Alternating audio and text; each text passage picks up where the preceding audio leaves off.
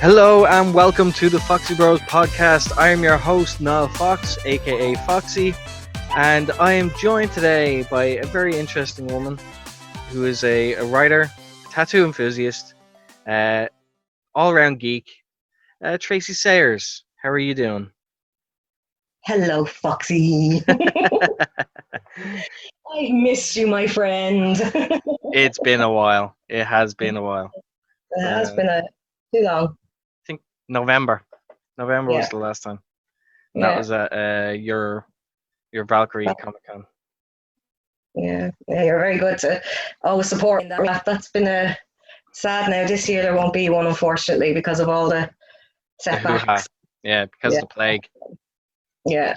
But that's okay. It just gives me time to think up Reevaluate. more for next year. Yeah. Like now, obviously, like because it's a good transition. Now, for those that don't know, I met you like, jeez, I want to say what, 5 years ago? Easily. Five Yeah, years ago, easily. uh, and it was just by chance because I, for people that don't know, I attend conventions as a vendor, and then it just so happened that you were actually started out as a customer. Yep. Uh, but you're the type of customer that would stay and hang out all day just because they like being around the stuff. And hmm then it just progressed from there. We just started talking more. Then I became friends. Uh, yeah, like, but obviously, like, then because we had a passion for like different fucking like comics in general or just nerdiness. Like, Yeah. what what type of nerdiness do you kind of go for? Is it comics? Is it what? Oh, I'm an all round nerdy geek. You weirdo. All those titles that people place upon you when you like different things. I love my comics. That's a passion, and that's obviously why I do write as well. But I love it. I love the escapism of it. But then I'm also really big into going to cons. I've started being interested in cosplay, which it's a new one for me. I love like I'm a movie geek, I'm a music geek, I'm a tattoo lover, and there's so much out there to in you know enthrall the mind, and snare the senses. Isn't that what Snape said? I'm a Potterhead. I'm also a Trekkie. I also love Star Wars. So, and I do like wrestling too. But up until I don't know when I stopped liking it. I think it was when Sean and Triple H and all that came back as their alter ego selves and started being stupid. 2006. Yeah, Yeah, around that time I kind of went, nah, boys. not But I for still me. love the Undertaker.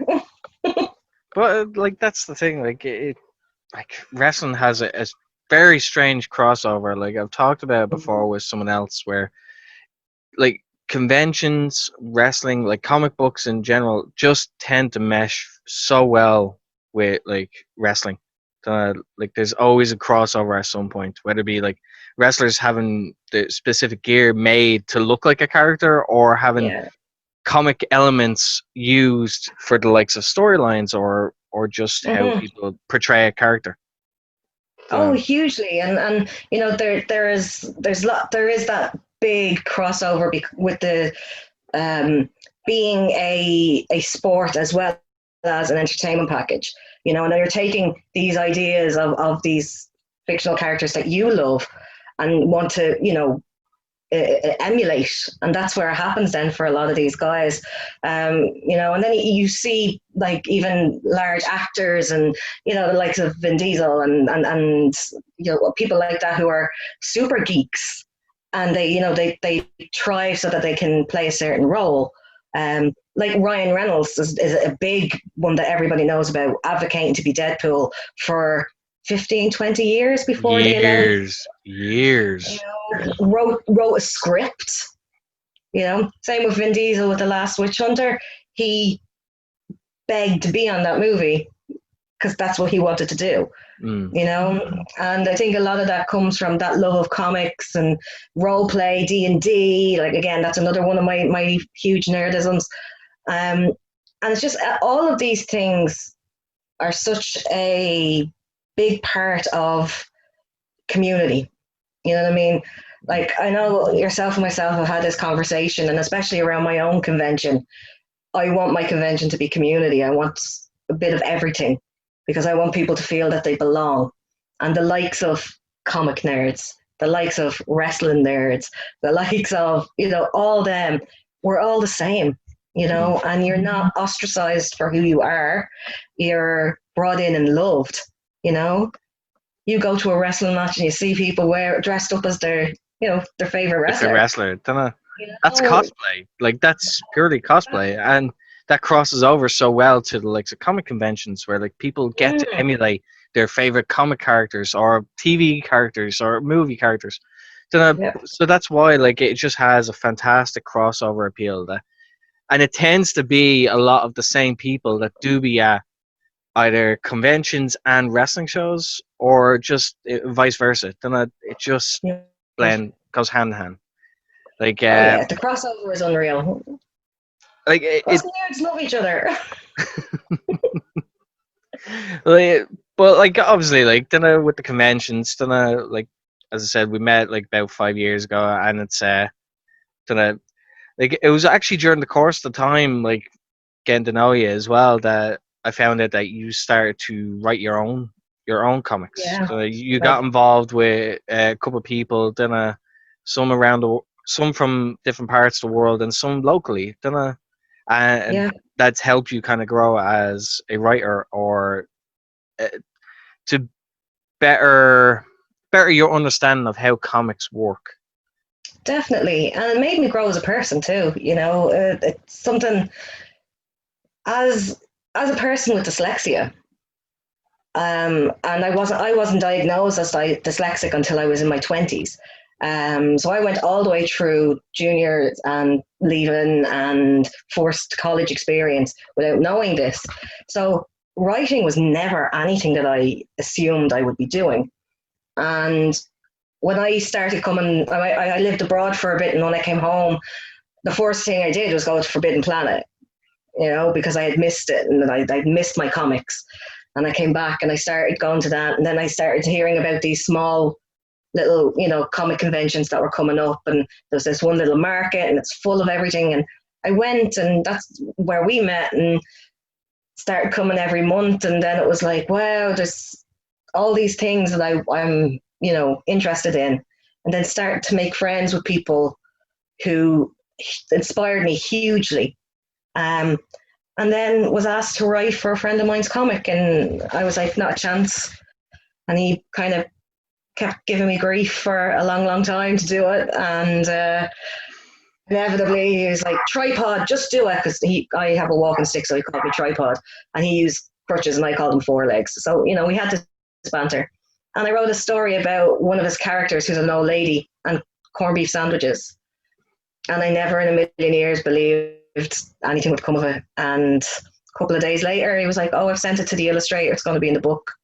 And after that, I was like, okay, then so I can do this shit. And I did. Like it was obviously like for that, like it's an eye opener about the possibility. It's like I can do this. Then like people like me, like with the dyslexia or otherwise, we we can do this too. Then so like I imagine like with that, it was a great confidence boost to be able to like, okay, this seemed to work, and I seem to have done something right. So now I'm gonna try other ideas and see where I go from there. Like, would that Yeah. be fair to say? Like, Oh, yeah. Because I went from writing comics for somebody else to writing my own to going to conventions and meeting people, and then to be asked, would I be interested in teaching kids, not even teaching, but facilitating uh, young children in creativity, creative writing. And I was like, I don't know. And then my friend was talking to me at a convention one day, and he was really upset because he just couldn't afford to get anybody in to do this particular creativity class. and it was for kids with autism in the area. And I just said, I'll do it. And he was like, how much? And I was like, I don't want any money. I'll do it. You're my friend. And then all of a sudden, I'm sitting with a group of kids, some not on the spectrum, some highly on the spectrum. And all of a sudden, we're all creating together. And kids who thought this is something they could never do have come out and done their own comics, have produced them, have put them out there. And it's just amazing that freedom it gives you. It kind of liberates you, and especially for like kids at a young age, like who wouldn't, not to be bad, like it wouldn't think of that, like it wouldn't even be in their wildest dreams to be like, I write my own comic books, I can do this, I can do that, and it never crossed their mind. So for this, it's very liberating to be like, I can do this and want to do this. How do I do more? Like, show me. I have one kid in particular. He's I just love him. Tomas is his name. He's a great kid, and again, highly on the spectrum, and the most amazing mind I have ever met when it comes to storytelling. He has just such great ideas, and you can't get them down fast enough. And it was a problem to begin with because he didn't like using pen and paper. He didn't like writing. It was really upsetting to him, and it was because he couldn't do it fast enough. So I said to him, bring in your tablet. You can write on that. And he was like, can I? And I was like, of course you can. You can do whatever you want. There's no limits to being a writer. So we inevitably got his first script done, and it was fantastic. And he needed an illustrator. So I went and I asked quite a well-known Irish illustrator, would he give me a hand? And he said, of course I will. And he came in and met the young chap, and he goes, so this is what I'll draw. And Tomas turned around and he goes, I really appreciate it. I just don't like your style of art. So, so then I got a second artist in who was one of the guys that was in my adults class who was only starting out. And again, he has a different style. And Tomas went, I just don't think we'll fuse together. So we broke up for a Christmas, I think it was a Christmas break for a couple of weeks. And then I went back, and like, this is all voluntary, you know what I mean? These kids are coming, I'm going, and there's no money. It's just for the love of it. But we went off anyway for the 3 weeks of Christmas, and I came back into January, and Tomas goes, hey, look at this.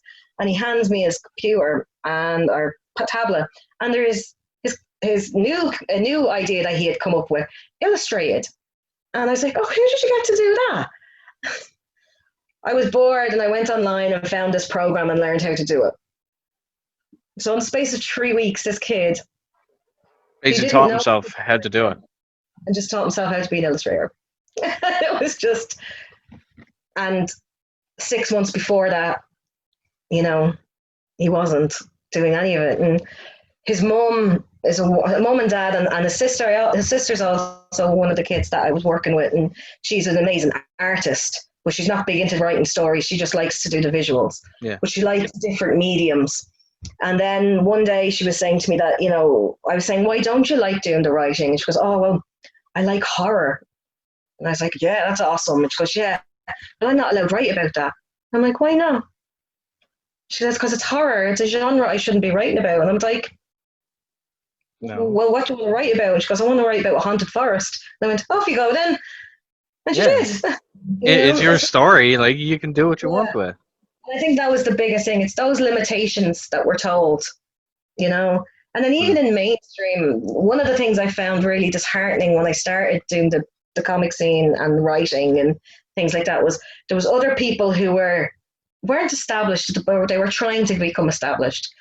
But because they had the professional look and they had their banners and their posters and their shiny smiles, people would ask them for advice.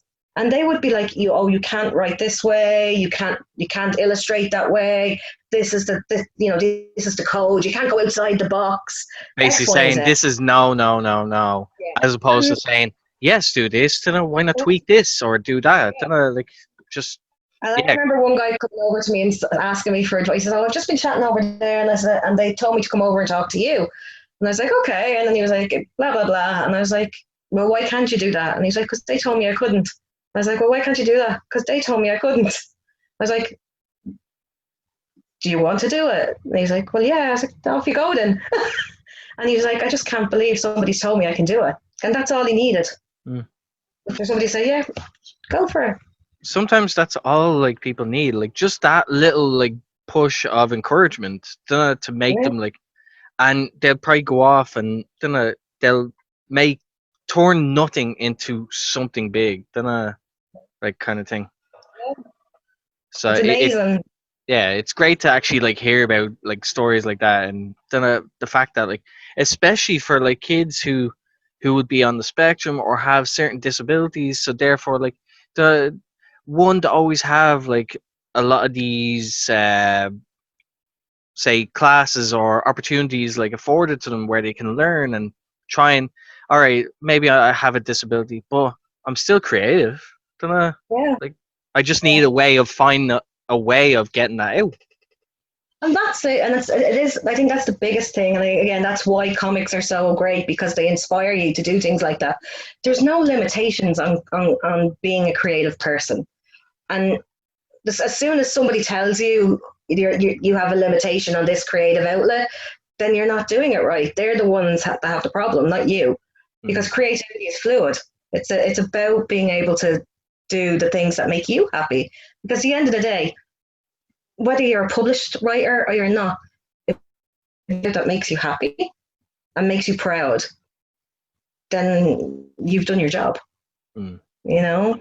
And I think that's a great thing about conventions. You know, what we go to, the bigger ones even, when you go to the artist alley and people talk to you and they give you advice and they help you. And, you know, the Irish comic scene in general, at large, throughout the country, more so than just the Dublin scene, because I think a lot of people just believe it's just Dublin and Cork, because they have big showings, but the whole country have fabulous little conventions that you can go to, you know, like the one we went to in Wexford. And then there's a Celtic Con, and then there's, you know, Cosmic Rebel, and that's in Wexford as well. And, you know, there's some amazing ones out there and new ones coming up all the time.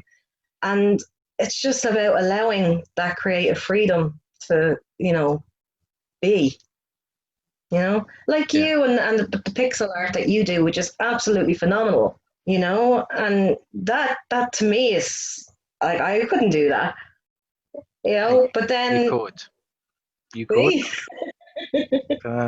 That's the thing. Anyone that's asked me about it, like, Jez, you must have some patience. Yes, but like anyone can do it. Like you could do it. Like then, if you took about 10 minutes of your time, I could show you how to do it, and then away you go. Same with you with the kids. Then, like for the classes, it's like they just need that little bit of encouragement.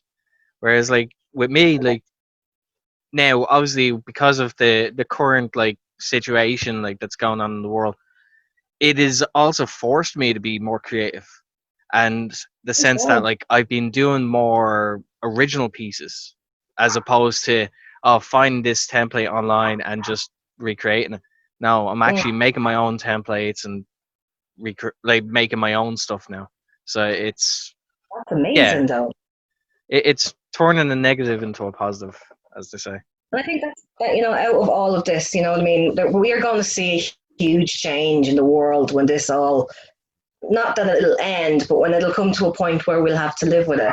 And I think the amount of creativity we have seen over the last 6-12 weeks, just online, people who have to be like yourself, who are traders, who have to come up with unique ideas to sell and to be, you know, seen, because there's so much fight for that right now.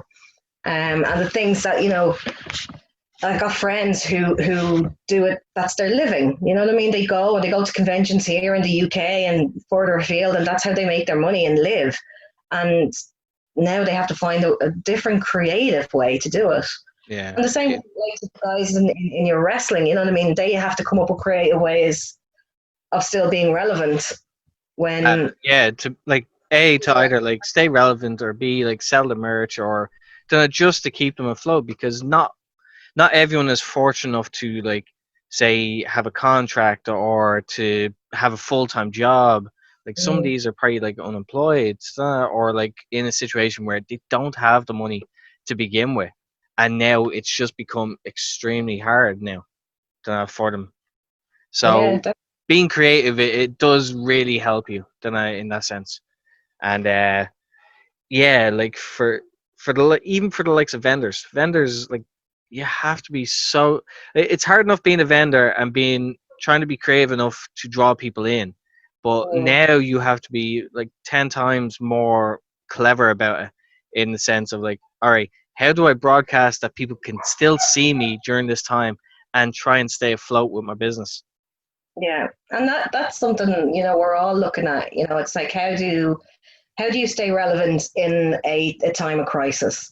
What's needed to make you different than, say, a guy in England selling pixel art? What's Mm, different between you you know, your t-shirt design compared to somebody else's t-shirt design? And it really is forcing people to be that little bit more interested in it. mm, Because and what I will take from it and what I've seen already is the people who genuinely love it and the people who are doing it for the right reasons and not for selfish, egotistical reasons, they're the ones that are still making it. And the people who aren't. mm. And that's the difference. If you don't love what you're doing in your fandom, your nerdom, your thing, and if that becomes your reality of a job, if you don't do it because you love it, if you just do it for the money, for the fame, for the recognition, you're never going to make it. Yeah, And you see these smaller businesses now coming out who love it, and they love it with every fiber of their being, and they're the ones that will emerge. And that's what I want to promote. yeah. Like the handy thing about like when when we first met, like at the fuck it, like when we first met at a convention in city center. Now Yeah, it had no name. It was just under a banner of a person's business. But eventually, like myself and a couple of others stepped in and tried to help, like like uh, kind of appeal to a wider market as opposed to fucking just just comics. Dunno, like which is very restrictive. It's like if people just see like comic books, that's it. Then you're not hitting a major target market. So you're hitting no, one it's a demographic. very specialized demographic. With the comics that were being sold at the original, from the guy's business who he's had amazing stock, Mm, but it was specialized. And unless yes. you're a specialized collector, It, you weren't going in and rummaging through the basin and looking for the €1, little steals that you could find, and you weren't walking out with a lot of things. no, Uh, which was unfortunate, but like at the same time, it allowed a couple of people an opportunity to try and step up and try and run an event as opposed to just being a part of it. yeah, So like for Jez, what, a year and a half, 2 years, did we decided to rebrand it, turn it into Geek Mart, and during that time we managed to change the amount of vendors that would come. We tried to make sure that everyone was different as opposed to getting too many of the same. Because if everyone yeah, was selling comics, then no one has a chance then. yeah, Whereas like by having different things, we appeal to a lot more people as well.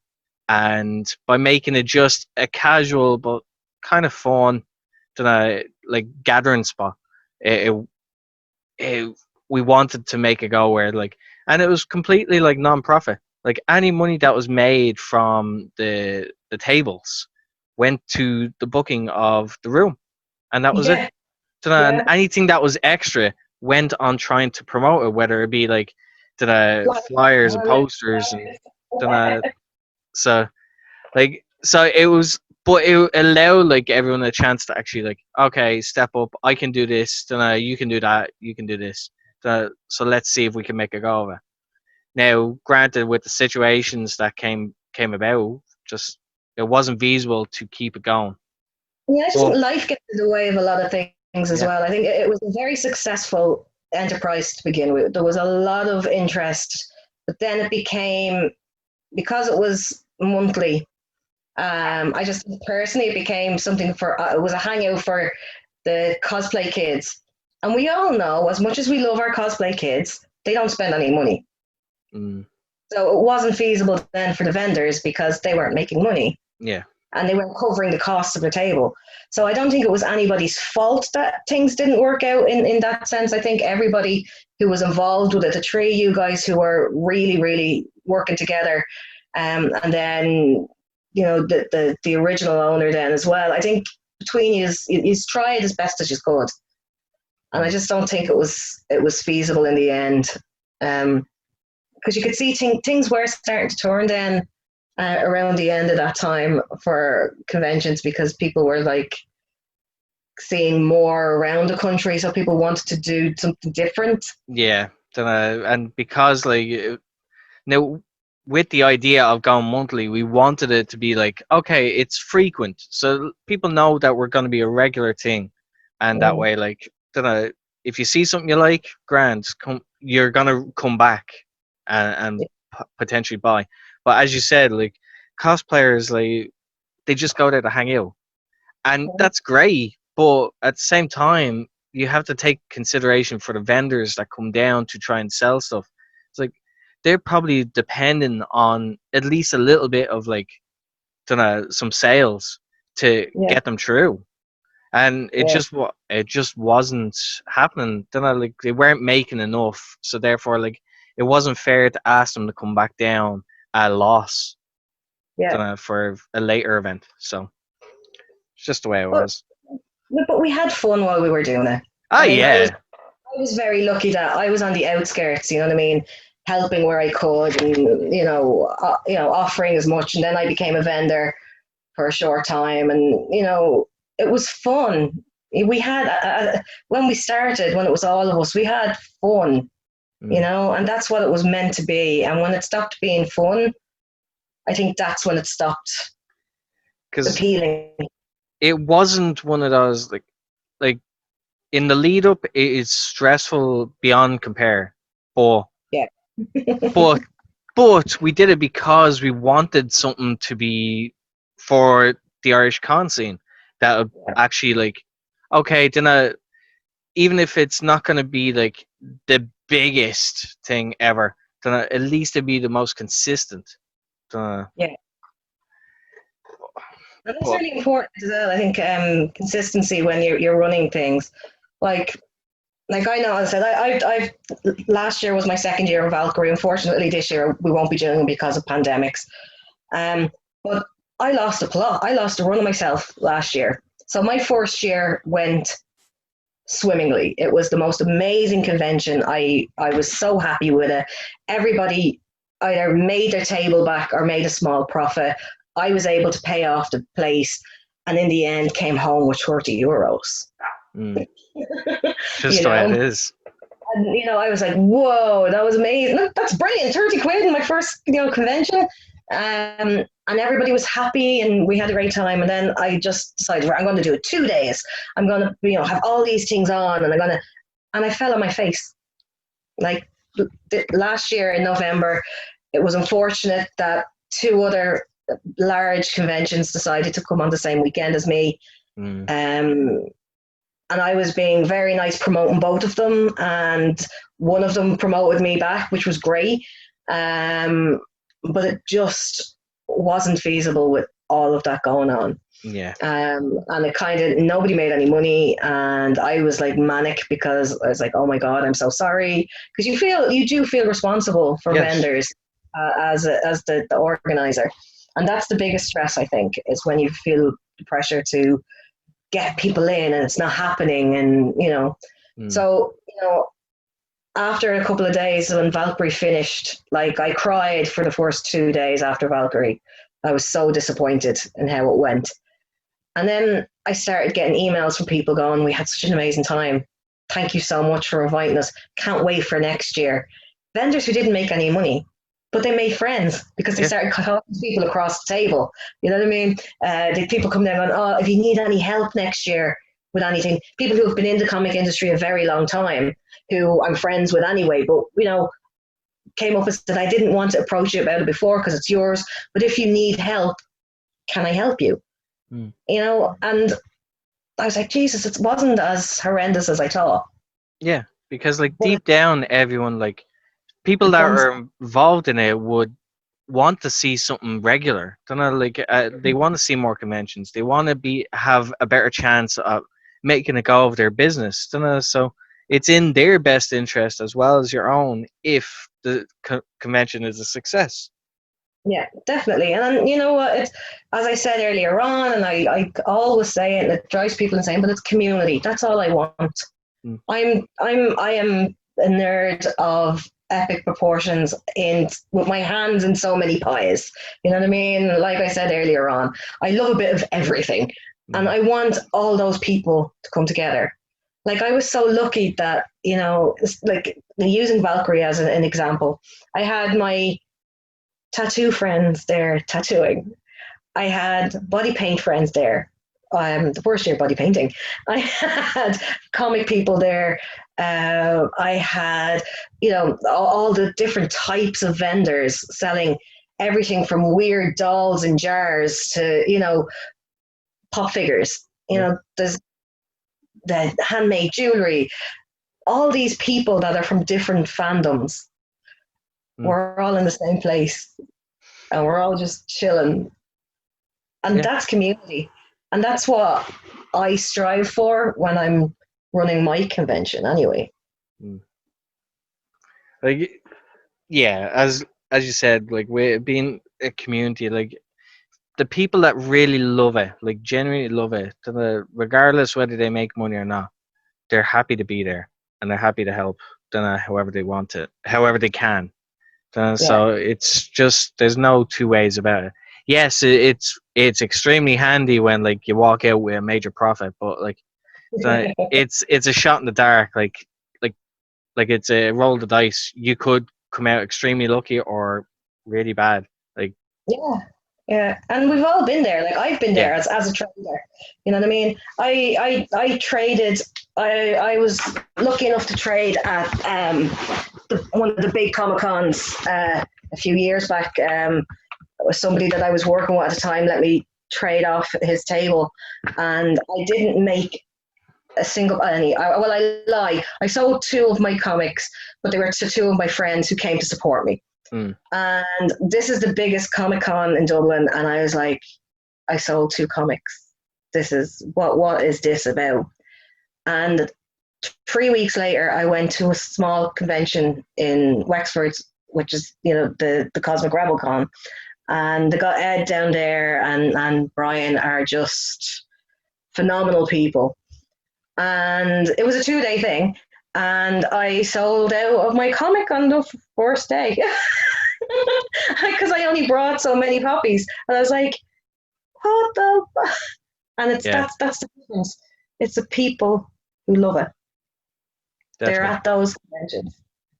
What I do find though, like don't know, and I made no secret with anyone that I talked to about it. It's the fact that like Dublin is very spoiled though Mm-hmm. in regards to conventions and having access to all these different things. Whereas Yeah. like if you go to a smaller town, that could be actually like where if you're aiming to make money, that would be where you should be going, like smaller conventions, because Oh, this huge. is something that you rarely see in these towns, so they're more likely to buy. Well, and that's it as well. There's so many popping up now throughout the country. Now, again, unfortunately, with this pandemic, almost all of our conventions have been cancelled this year. But you get them in Portlaoise, you get them in Wexford, you're getting them down in Limerick, you're getting them, and like in Waterford. There's one comic book shop in Waterford. Mm, You know what I mean? There's where in Enniscorthy, where Cosmic Rebel Con does be, there's none. yeah. Nowhere sells comics. Nowhere sells fandom anything. Mm, You know. So these kids and adults alike, because it's not just a child thing. I think a lot of people think conventions are for kids. No, they're No. for adults. They're for all ages. Dunno. All ages. Uh, yeah, and I think that's the cool thing about the smaller ones around the country. I stopped trading after that first year. Um, I no, sorry, I traded the second year and then I stopped because it wasn't profitable for me. It was extremely draining of my resources, to pay for a table, to do, like go and do a panel. So I'd have to leave my table with somebody for Yeah. an hour 15, come back and not know what they've done, Mm. And it's nice when you have friends who help, and that's often the case. But there is a dark side to it as well, and I think there's a lot of elitism, and people do knock and try and put you put you off your game.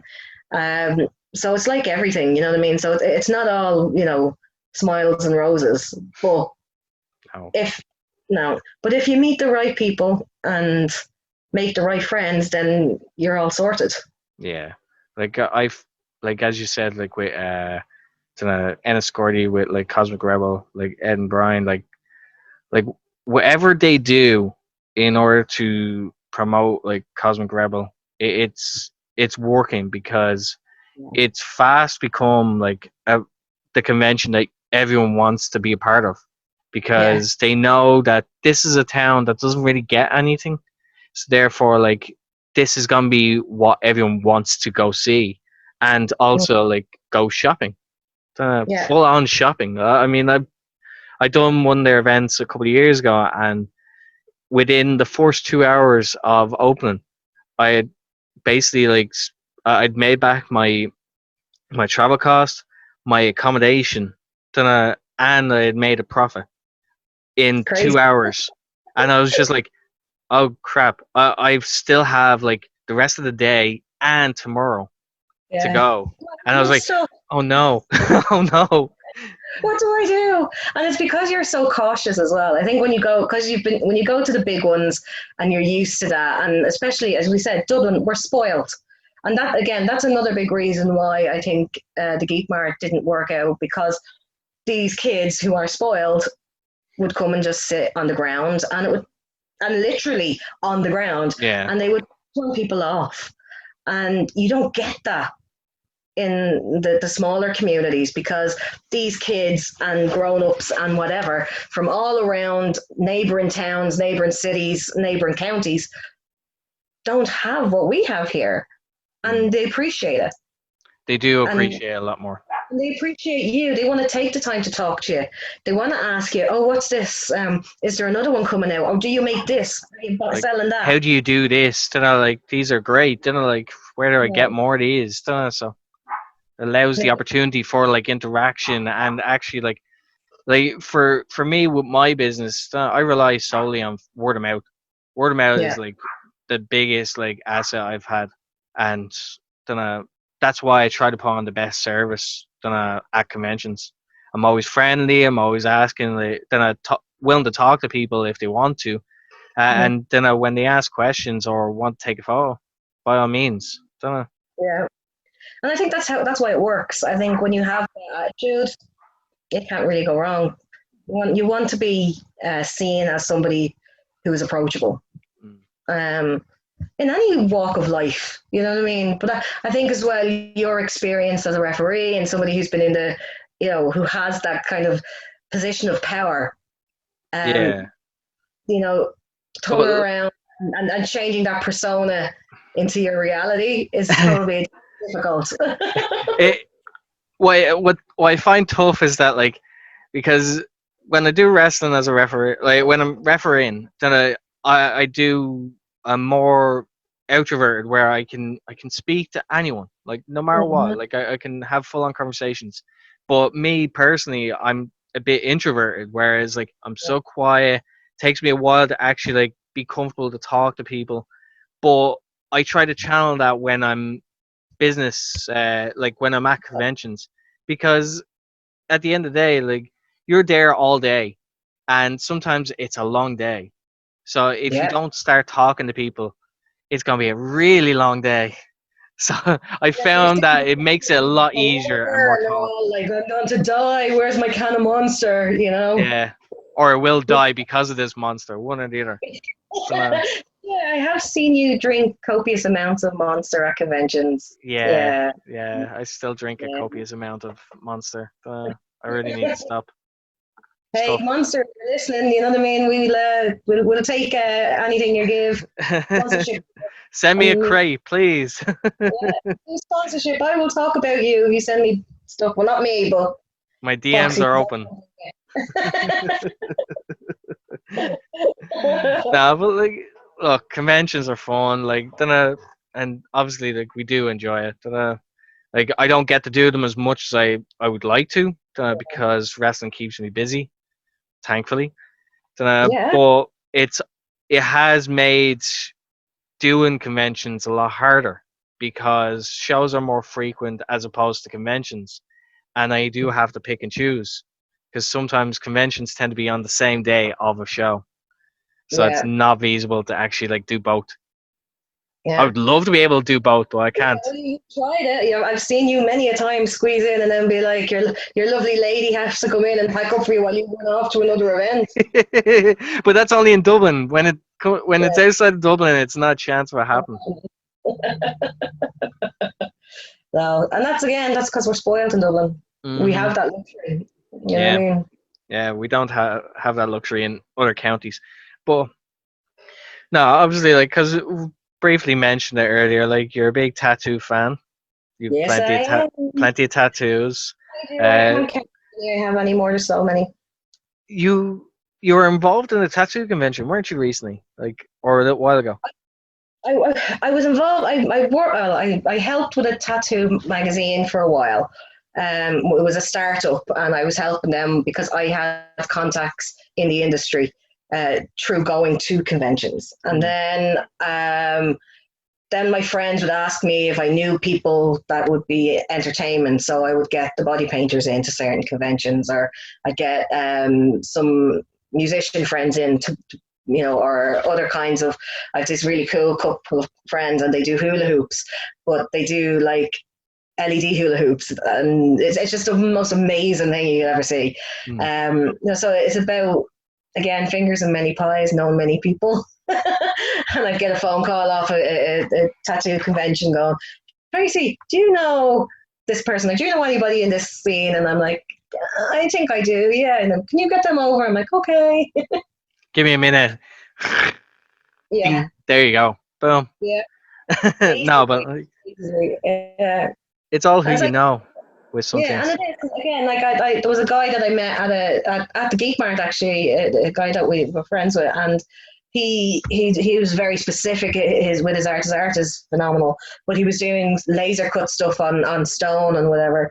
And I gave him the names of all the tattoo like owners. Yeah. And I was like, get in touch and still, like, so you talk to this person for Dublin, you talk to this person for the other Dublin show, you talk to this person for the Cork show, you talk to this person for the Galway show. And he does the Dublin and Galway shows now, and sells, because he does more he does line drawn pen photorealistic portraits. So it's very specific. Yeah. Um, so, like, again, that's that kind of crossover. But it's a very, like, because it's an art crowd, they will appreciate it a lot more. Hugely, hugely. And the body painting goes down so well at conventions. So what'll happen is the girls will come in and the guys will come in, and they'll body paint somebody for the day. So from the start of the convention until just before the competition winners are announced each day. And then they'll go up and then they'll show the end product and get lots of photographs and whatever. But again, it's another artistic expression, and it's really something that draws people in. Mm. And then, like, when they're finished and they're bored, because my friends are crazy, they'll go around and do like little tattoos on people, and body painted tattoos on the kids, and it's great. And because it's such a family environment, and I think that's something that people don't realize about tattoo community and the tattoo events. The majority of tattoo events are based around families. Mm. It's like, bring your kids. it's a safe place. There's stuff to keep your kids occupied. There's stuff to keep you occupied. There's stuff to keep the shopper in your life occupied. You know, there's so much on offer in something that you think is just, oh, it's just going to be people tattooing people. And that's not what they are at all. Yeah, a lot of people would get that like impression where it's like, dunno, it's just where like all tattoo artists go together and dunno, people just show up and they get tattooed on the day. Dunno, but I doubt it'll be that. I haven't been to a tattoo convention myself. I haven't gotten around to it. We'll change that. Seriously, change that. No, they're amazing, and the people that you meet, like I have made a whole. Like some people are quite elitist in the fact when they're like, oh, me and my tattoo family. I actually have a tattoo family. I have been adopted by a bunch of Hungarians. I have people in the north who want me to, come up and live with them. I have friends all over this country who are just phenomenal artists, who are just wonderful, wonderful people. Some of them are bikers, some of them are daddies, some of them are mammies, and all of them are tattoo artists. And I think people have this old concept, it's drinking drugs and bikers. And you're like, I don't think I've met nicer people than the bunch of bikers that I know through the tattoo scene. And again, it's all about your kids. It's all about their families.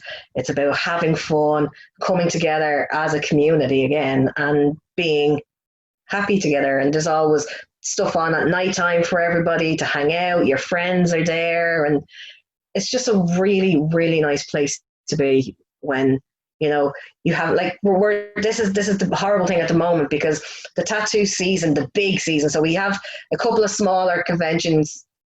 Well, not small in that sense. There's like the Limerick convention is in March, is normally kicks off the year. So we've got one in January that kicks us off. That's in Milton and Cork. Then we have Limerick in January. And then Tattoo Month is June. So it's normally the first weekend is Kerry. Then the second weekend is Waterford. Then the third weekend there's a new one up the north. Then the fourth weekend is Cork. And then we have a break for a little bit. And then there's another one up the north. And then we come back, and then there's the one in Galway in September. So we get to be together all summer. Every weekend you're with your tattoo people, with your tribe, and it is a family. And their kids grow up with you as part of their life, and it's just a whole eye-opening experience. A whole new world, you might say. A whole new world. Yeah, that's it.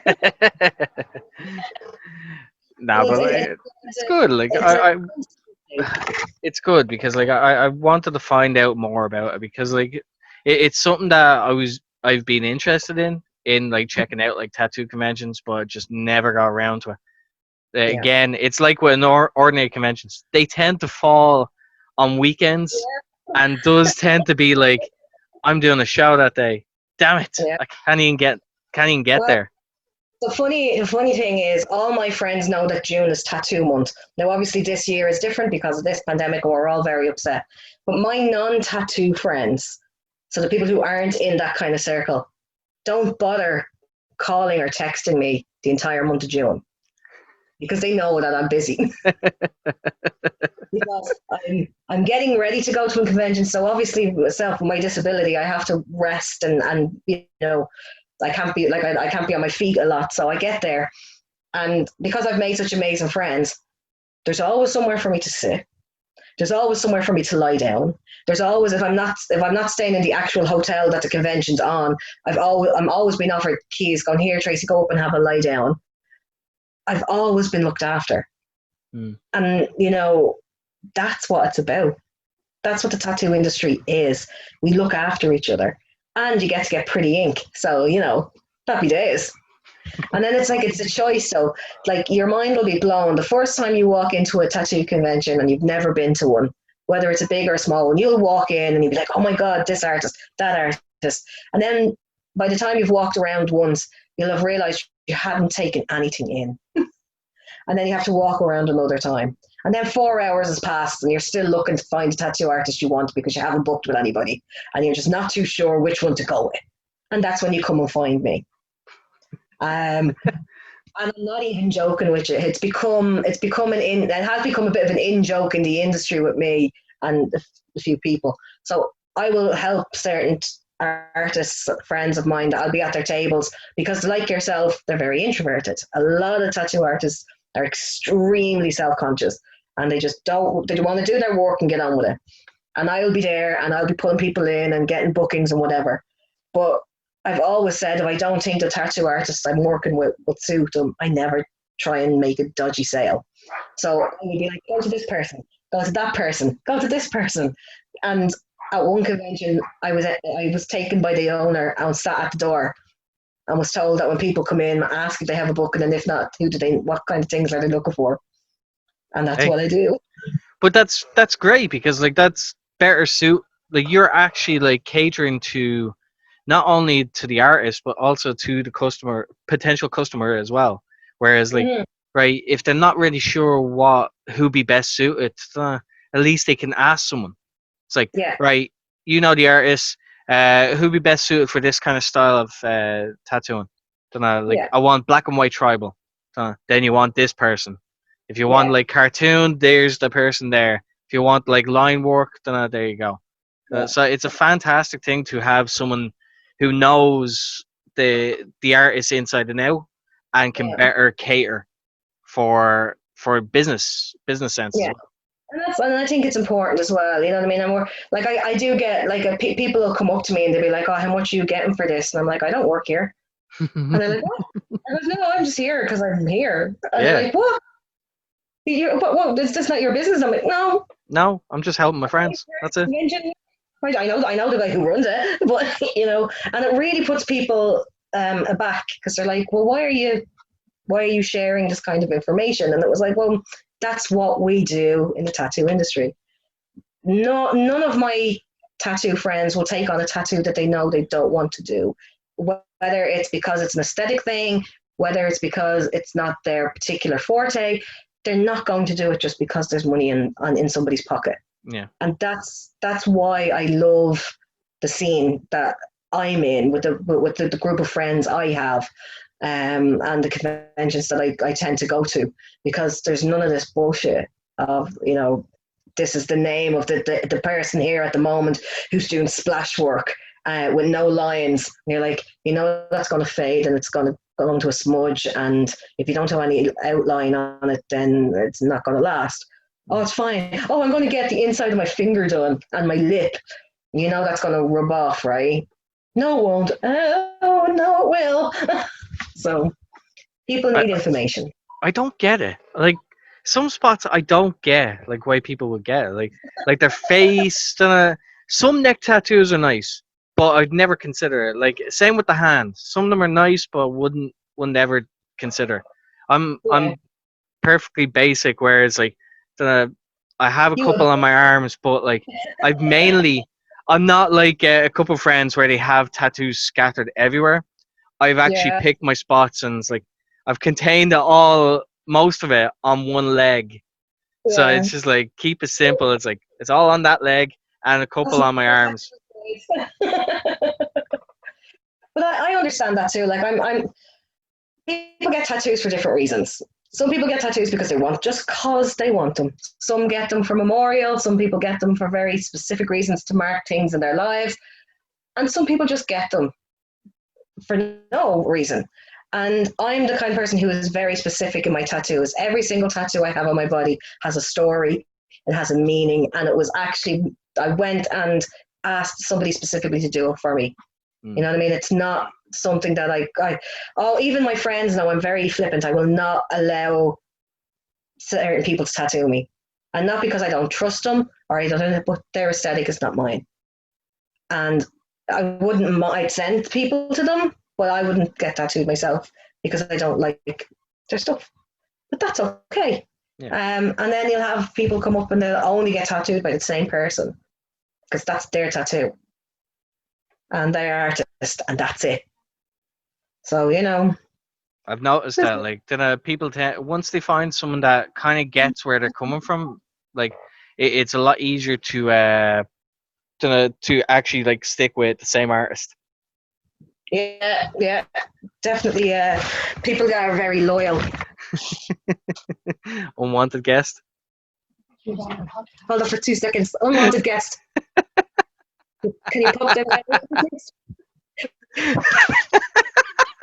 Phone call. And people, when you're listening to this, I've just been delivered flowers. I never get flowers. I don't know who they're from. It's a bit weird. Yeah, in the middle of talking. Ooh. Oh, it's from my auntie and uncle. They're so lovely. Ah, That's bless. such a lovely thing. That was very nice of them. Oh, it is. It's such a lovely thing. I'll have to give them a ring now after I finish podcasting. Okay, podcasters, I got flowers. Stuff for you guys. No, but like, yeah, like as I said, like it's, I do get it completely. Like where like people will find an artist that just gets them, and will Yeah. trust them like entirely. Like to just, it's like right here is, I'm thinking of getting this. They just give the bare bones, and they just let the artist go. Oh yeah, I love that. I love being able to have that creative freedom. Like it's so nice to go up to an artist, especially when you know them, and say, right, this is my idea. Work your magic. Yeah. But then there are people who are so specific. Like I've been at tattoo shows where tattooers have told people to leave because they've been like, I want this, and I want this, and I want this, and I want this, and they're like, well, that's not going to work. Or aesthetically, it's not going to look right, or that placement is wrong, or all these things. Or it doesn't allow them to be creatively free to do it. But it's not even that. They're telling people that it's not going to look good in their body, and people are like, well, that's what I want. I'll go to someone else. And then they'll get a price off somebody, and they go, oh, well, I just went around the corner there, and they said they do it for 50 quid cheaper. And it's like, okay, we'll go for 50 quid cheaper around there. It's bullshit. We all know it's bullshit. But if people try, they do try. And it's funny. The lad that I've been dealing with for my last 3 or 4 tattoos, his name's Joel. He's from a shop called 13 Ink on Dorset Street. Fantastic, absolutely fantastic. Like in his words, like he's not around as long as some of the other artists that are out there, but he's come leaps and bounds since I started dealing with him. Like it's crazy because like the first tattoo I got from him, it would take a while to get. Like, and it's only a relatively small one, but now he, like, one of the latest ones was a big Shenron from Dragon Ball. Then the head got on the back of my calf, and fantastic. Like his attention to detail is unreal. I can't see myself going to anyone else. And that's it. They say when you find your artist, you find your artist. I'm just greedy, I think, because I have. Give me all the tattoo artists. Give me them all. Give me them all. Most of my like, I've been very lucky to be tattooed by 4 of my very good friends, and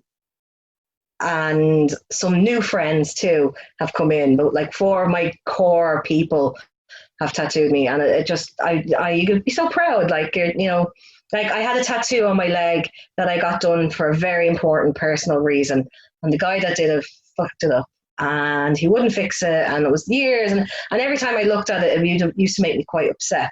And a friend of mine, Rossi, it's Outer Realms in Carlow, just said to me one day we were at a convention, he goes, get up there, I'm going to tattoo your leg. I was like, what? He's like, yeah, we're going to cover this and make something cool. And he done this really cool, like, swash over my leg, and he left the face of the image that was on my leg, but changed it slightly, and it made it a really dark image, but a beautiful image. And that representation was more poignant and representative of what I wanted that tattoo to be than the original image. But because he knew me and he was my friend, he was just I had an absolutely full trust. Yeah. Like, there you go. And the same with my friend Levy. He's actually gone up to well, he's not my friend, he's my adopted brother. He's my big brother, 6'7" or something crazy like that. but he is a phenomenal tattoo artist, and he's been tattooing me now. He's like, God, I've got loads of tattoos off him at this stage. He does my Norse arm and my skulls. So I do have people. Yeah.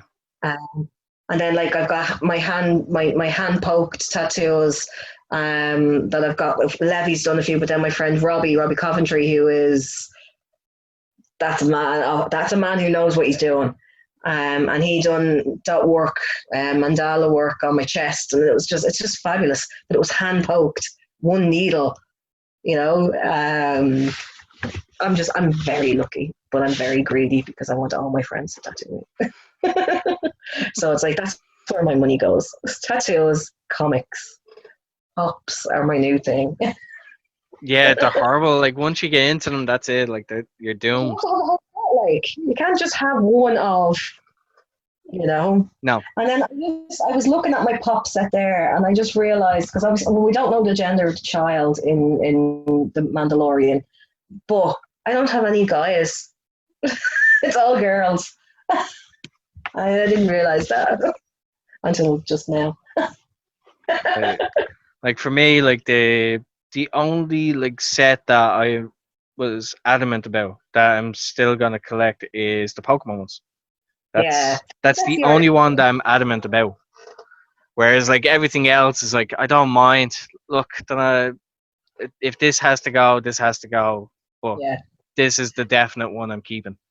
Yeah, well, that's what happened to me. I decided to collect a DC Bombshell one. I slated this comic before it came out. I was not working. I was doing a podcast with a group of people from the States at the time, and they were talking about when this was coming up and it was coming out, and I was like, it's not going to work. It's a horrible misrepresentation of women. It's an over-sexualization, blah, blah, blah. The usual kind of stupid feminist rants that I don't normally do, but I was really adamant that it was going to be crap. And the first issue came out and it was amazing. And the art was beautiful, and the boobs weren't too big, and the skirts weren't too small, and it was just fabulous. So I had to collect I had to have the pops. And there's like mini ones now that there's a collection of 30 of them. Yeah. And I'm like, but they're in mystery bags. So like, I don't know how I'm going to get all of them because they're in mystery bags. And I don't want to get all of them. So, just saying, mister. Just letting you know. I know. I got your hint there. I could see it in the camera. It's just like, just so you know, it's like wink, wink. Nudge, nudge. Go find them for me, please. Well, because you can't find any unpacked ones, and that's the problem. And yeah, you know where to look. If you wanted to get a wig, I'd know where to look. I know. If you wanted a tattoo artist that isn't your friend, if you wanted something different, I could get you there. I know full well. I shall do my best. I won't make any promises, but I will look for you. Promises. Yeah, I never ask for promises. No, but like, look, it's been extremely fun having you and being able to catch up a bit. So, definitely, too long. I know. The world is a crazy place, getting taking us away from our fun time. Yes, like I said it before on a previous episode where it's like I'm doing these for my sanity, especially during this time. It's just like, but at the same time, it means that I get to catch up with friends that I don't get to see often. So, and it's the perfect reason to kind of like, okay, then some people may actually like the information that's been put across in these. So if that helps people, fine. I'm happy to do it. It's nice to listen to podcasts when it's people just talking to each other. When it's not it's not a Q&A session, or it's not, they have their time. But things like this is always nice to listen to people just bubble on for talking shy. A genuine conversation, don't I? Yeah, that you can connect with. Yeah. Now, but if you did like this podcast, please like, share, comment. Let us know what you think. Let us what you don't like. I'd like to thank my guest, Miss Tracy Sayers, for coming on. Thanks for having me. And I have been your host, now Foxy, aka Foxy, and this has been the Foxy Bros podcast. See you in the next one. Bye bye.